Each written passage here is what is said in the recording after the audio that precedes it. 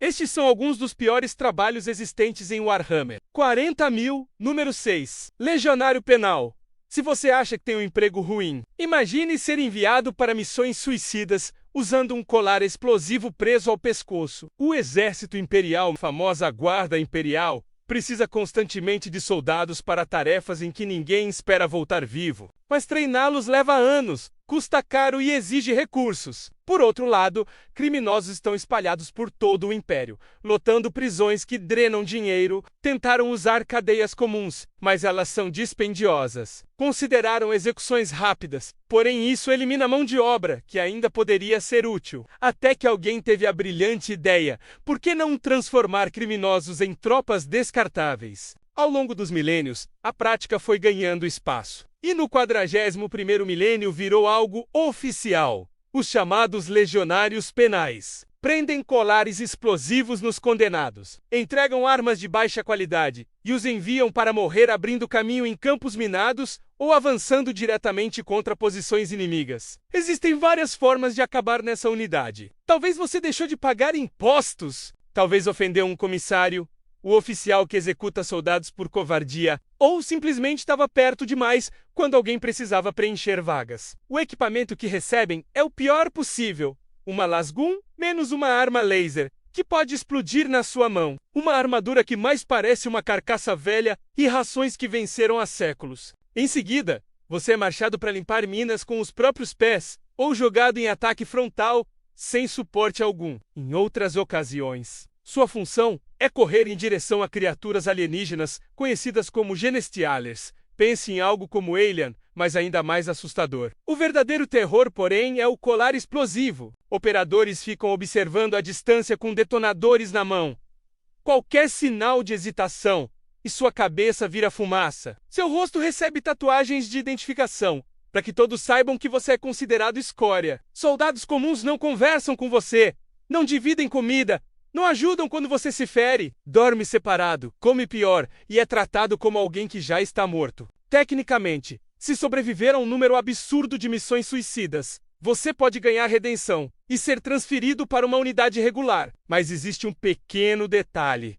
Essas missões são projetadas exatamente para que você não sobreviva. O sistema das legiões penais só piorou ao longo de mais de 10.000 anos. No 41º milênio, unidades desse tipo existem em praticamente todos os cantos do Império. Qualquer deslize, até os mais simples, pode fazer alguém acabar dentro delas. Há casos de pessoas que sobreviveram por décadas apenas por sorte, apenas para serem vaporizadas momentos antes de finalmente receber a liberdade. Número 5. Operador de manutenção do campo de Geller. A humanidade se espalhou por milhões de planetas. E para viajar entre as estrelas, é preciso entrar no Warp, uma dimensão alternativa onde a física não funciona da forma que conhecemos. Nesse lugar vivem entidades hostis que lembram demônios, mas de forma muito pior. Viagens espaciais normais levariam milhares de anos. Por isso, utilizar o Warp é a única opção, mesmo que ele tente matar você o tempo todo. As naves dependem do campo de Geller,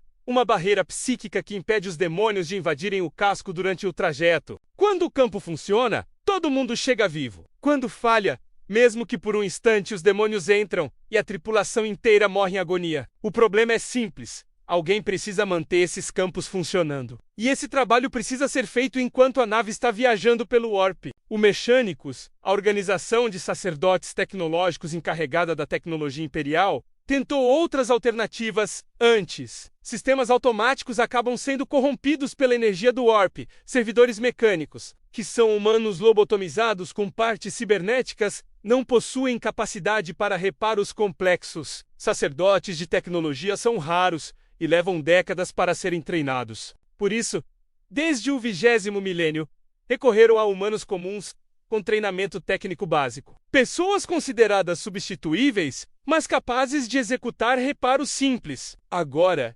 imagine caminhar por túneis apertados enquanto a nave atravessa um inferno dimensional. Toda a maquinaria ao seu redor é a única barreira que impede criaturas do Warp de alcançarem você. Em certos momentos dá para ouvir algo arranhando do outro lado das paredes. Às vezes surgem sombras que se movem de forma errada. Em outras ocasiões você escuta a voz de alguém que já morreu chamando seu nome. Há relatos de paredes que parecem sangrar. Tudo isso faz parte da rotina! Você precisa ignorar esses sinais e continuar trabalhando, porque se o campo oscilar por um único microsegundo, os demônios entram.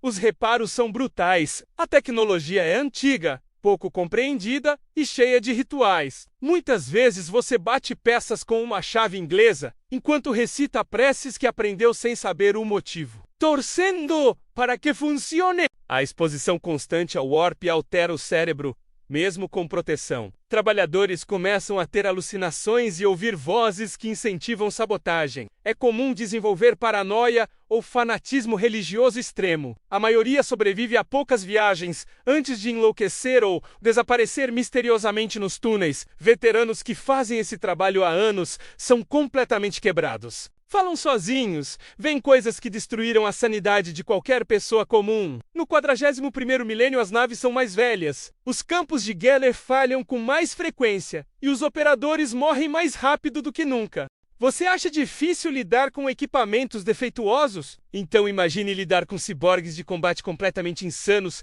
programados para matar qualquer coisa que se mova. A eclesiarquia, organização religiosa, responsável pela fé imperial e pelo culto ao imperador como um deus, enfrenta um problema recorrente com hereges. Pessoas que passam a adorar entidades proibidas ou que blasfemam. A heresia se espalha como doença e punições comuns nunca foram suficientes para contê-la. Tentaram execuções públicas, mas isso não impediu futuros casos de heresia. Prisões geravam ainda mais problemas, porque os detentos organizavam rebeliões. Torturas serviam para causar medo, porém não ajudavam em nada o esforço militar. Após consolidar seu poder, provavelmente, durante ou logo depois do chamado século da apostasia, por volta do 36º milênio, surgiram com uma solução extrema, criar uma punição que ao mesmo tempo executasse, torturasse e gerasse soldados úteis. Assim nasceram os arcoflagelantes. Esses indivíduos eram criminosos condenados que recebiam doses enormes de drogas de combate. Partes do cérebro responsáveis por lever arbítrio eram removidas cirurgicamente. Depois isso era combinado com enxertos mecânicos cheios de lâminas e armas. Todo o conjunto funcionava sob controle de um dispositivo chamado pacificador, que os mantinha sedados até o momento da liberação. E é aqui que o seu trabalho entra! Você é o operador responsável por controlar essas criaturas. Sua função é manter os arcoflagelantes sedados com injeções automáticas, direcioná-los contra o inimigo e tentar não morrer quando algo sai errado. E algo sempre sai errado.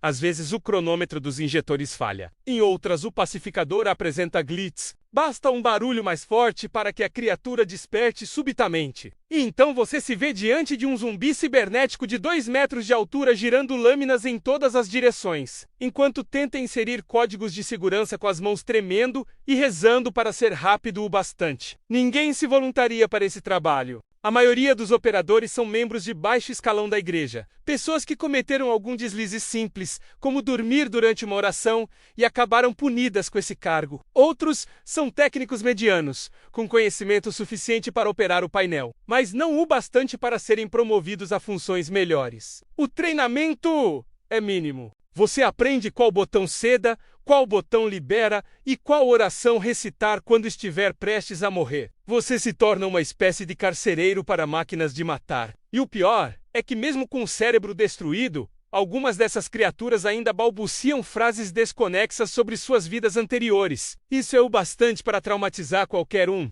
A expectativa de vida dos operadores é de 3 a 4 meses antes de um arcoflagelante falhar e transforma-los em pedaços. Os sobreviventes costumam desenvolver traumas profundos, vícios e fobias. Ninguém respeita esse trabalho, ninguém agradece. E assim que você morre, a igreja simplesmente coloca outro no seu lugar. No 41º milênio, praticamente todas as grandes catedrais utilizam essas criaturas e zonas de guerra dependem delas. Isso significa que operadores morrem todos os dias espalhados pela galáxia. Agora vamos deixar a humanidade de lado e entrar no mundo dos Dark Eldar.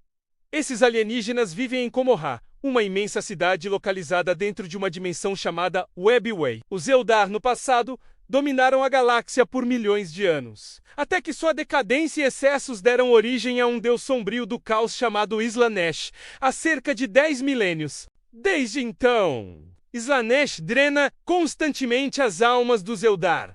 Os Dark Eldar sobreviveram adotando uma prática cruel.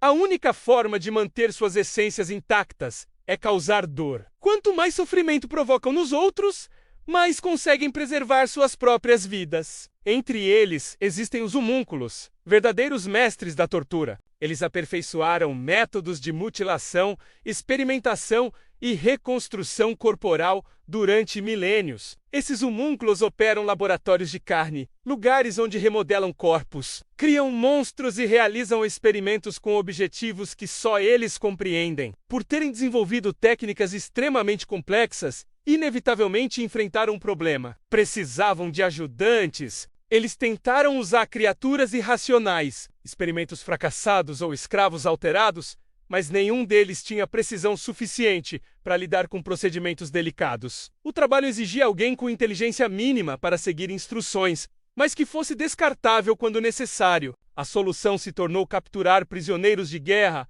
ou forçar Eldar de castas inferiores a servirem sob ameaça. Esses assistentes são levados para laboratórios onde gritos ecoam dia e noite. Suas funções incluem preparar vítimas conscientes para serem mutiladas, limpar mesas depois de cada sessão, retirar órgãos de recipientes, organizar instrumentos, registrar níveis de dor e remover fluidos que nem deveriam existir. Assistentes são tratados apenas um pouco melhor que as próprias vítimas. E esse pouco significa apenas que não são torturados o tempo todo. Para um homúnculo, todos ao redor são potenciais peças de arte. Ele pode decidir que seus olhos ficariam belos em uma escultura grotesca feita de sangue, ou pode achar que seu sistema nervoso serviria perfeitamente como núcleo para uma máquina de dor. Você é útil, mas completamente descartável. Falhar não significa uma morte rápida. Em muitos casos, o assistente é transformado em uma caixa viva, um experimento cirúrgico feito para permanecer consciente enquanto o corpo é alterado. Outros se tornam abominações inchadas e deformadas, mantidas vivas apenas para sofrer. Há quem passe anos nesse ambiente e gradualmente desenvolva prazer nas tarefas, tornando-se tão cruel quanto seus mestres. Alguns tentam escapar e acabam sendo transformados em obras de arte, expostas em câmaras, para que todos vejam seu sofrimento. Não existe aposentadoria, não existe descanso, apenas um longo grito que dura até o último suspiro. Esse trabalho existe há 10 mil anos e nunca melhorou, porque é parte estrutural da sociedade dos Dark Eldar. Voltando ao Império, agora chegamos ao Skitarii Vanguard, uma das tropas do Adeptos Mechânicos. Esses soldados usam armas alimentadas por material radioativo, capazes de corroer armaduras pesadas com facilidade. À primeira vista, parece um equipamento impressionante. Mas existe um detalhe importante. A radiação afeta o inimigo. E afeta você também. O Mechânicos precisava de combatentes que conseguissem derrubar alvos blindados. Armas convencionais não eram suficientes contra certos inimigos. Armas de plasma eram eficientes, mas extremamente caras e inconstantes. Restaram então as armas radioativas, tecnologia antiga que remonta a épocas anteriores ao próprio Império. Elas são devastadoras contra qualquer alvo, porém também são tóxicas para quem as empunha. O Mechânicos sempre soube disso. Poderiam desenvolver versões mais seguras, mas isso reduziria a eficácia. Poderiam rotacionar os soldados para minimizar a exposição, mas isso exigiria mais treinamento. Em vez disso, escolheram a opção mais cruel: implantar cibernéticos nos soldados para prolongar a vida útil e simplesmente aceitar que eles morrerão cedo ou tarde. Depois disso, basta recrutar novos. O corpo de um Vanguard vive em constante deterioração. A radiação destrói células, a pele desenvolve lesões, tumores começam a surgir, órgãos entram em falência aos poucos. Quanto tempo alguém sobrevive? Depende da intensidade da exposição e da qualidade dos implantes que mantêm o organismo funcionando. A radiação causa sofrimento constante. Drogas especiais são usadas para suprimir sintomas, mas elas afetam o humor, percepção e estabilidade mental. A mente é parcialmente reprogramada para eliminar medo e individualidade, o que facilita missões, mas não transforma o soldado em um robô. No fundo, uma parte dele continua consciente de que está morrendo lentamente. Grande parte dos esquitares são recrutas de mundos forja ou indivíduos cultivados artificialmente para esse propósito. Alguns se voluntariam apenas porque isso lhes dá implantes suficientes para não morrer de fome. Recusar o recrutamento é praticamente impossível, pois significa execução ou transformação em um servitor, destino considerado ainda pior. Os cibernéticos transformam esses soldados em máquinas de combate mais fortes e resistentes, mas também os tornam propriedade dos mecânicos. Não podem abandonar o posto. Não podem remover implantes. Não podem pedir transferência. Grande parte vive doente o tempo todo. E o pior é que os aumentos sensoriais permitem que sintam com mais clareza o próprio corpo falhando. Outras forças imperiais evitam lutar perto dos Vanguard. A radiação emitida pelas armas é tão forte que pode afetar até aliados. Mesmo dentro das próprias fileiras, o Vanguard é visto como força descartável, sempre enviada para a linha de frente. Quando um deles morre, o corpo irradiado é queimado e os implantes são reaproveitados no próximo soldado da fila. Eles não são tratados como guerreiros, mas como substitutos temporários de armas perigosas demais para uso prolongado. Mundos Forja produzem milhares deles diariamente, cada um com prazo de validade inevitável, enquanto o Império simplesmente continua o ciclo por ser mais barato que criar armamentos seguros. E agora chegamos ao pior trabalho de todos: auxiliar na criação de um demonhoste. A Inquisição enfrenta o caos, uma força corrompida que se manifesta como deuses sombrios e suas criaturas demoníacas. Esses seres podem invadir a realidade, destruir planetas inteiros e transformar soldados em monstros. Para combatê-los, a Inquisição precisa de informações. O problema é que tentar interrogar um demônio significa morte imediata ou loucura permanente. Eles tentaram capturar cultistas do caos, mas a maioria não possui conhecimento útil. Também tentaram estudar textos antigos, porém o conteúdo em si costuma enlouquecer quem o lê. Algumas unidades tentaram contato direto com demônios, mas todos envolvidos morreram. Em algum ponto, após grandes rebeliões, certos inquisidores radicais criaram uma alternativa extrema: aprisionar o demônio dentro do corpo de um mortal. O processo envolve atrair a entidade, prendê-la por meio de proteções psíquicas e símbolos sagrados, forçando-a a possuir o corpo de um hospedeiro condenado. Assim, o demônio pode ser interrogado ou usado como arma. A prática é extremamente controversa. Inquisidores ortodoxos consideram isso uma forma de heresia. Radicais afirmam que, diante de tempos desesperadores, medidas extremas são necessárias.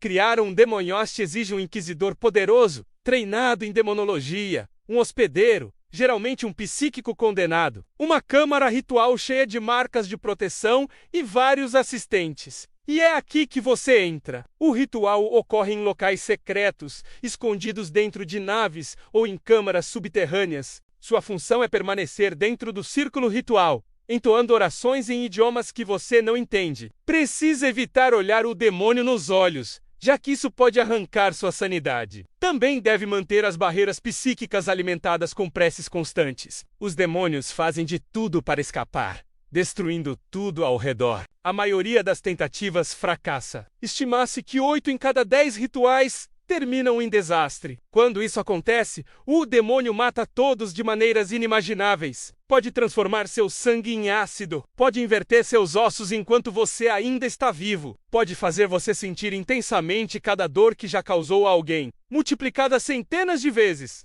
Alguns morrem rápido, mas a maioria sofre antes do fim. Os assistentes são acólitos de baixo escalão, leais, mas considerados substituíveis. Se o inquisidor ortodoxo descobrir o ritual, você é executado por heresia. Se o ritual falhar, o demônio mata você. Se por acaso sobreviver a várias sessões, a exposição ao Warp provavelmente corromperá sua alma, tornando-o semelhante àquilo que combateu. Poucos concluem mais de uma ou duas tentativas. Os raros sobreviventes costumam ser absorvidos pelas facções radicais ou eliminados silenciosamente para que segredos não vazem. Não existe recompensa, não existe futuro, apenas diferentes formas de morrer. No 41º milênio, com o caos crescendo em poder e o império mais desesperado do que nunca, cada vez mais inquisidores radicais recorrem à criação de demonhostes. Isso significa que mais assistentes estão morrendo em rituais ocultos